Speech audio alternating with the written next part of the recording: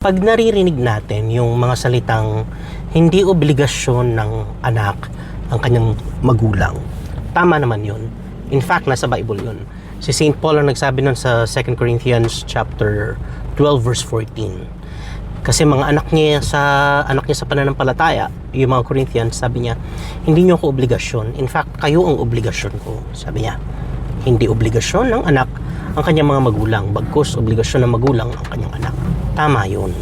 Pero alam nyo, pag naririnig natin yan, na hindi obligasyon ng anak ang kanyang magulang, ang problema sa atin, ang naririnig natin sa tenga natin ito, dapat wala akong pakialam sa magulang ko.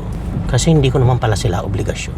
Dapat okay lang at the height of my success, hindi ko sila isipin, hindi ko sila bigyan, hindi ko sila tulungan, o hindi ko sila lingunin kasi hindi ko naman pala sila obligasyon. Hindi po yun ang ibig sabihin nun. It does not mean that children should abandon their parents, especially in their old age, especially if they are in need and you are successful.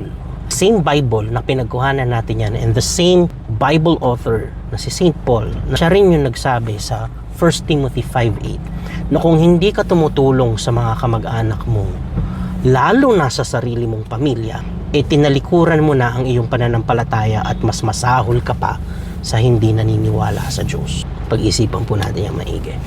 God bless.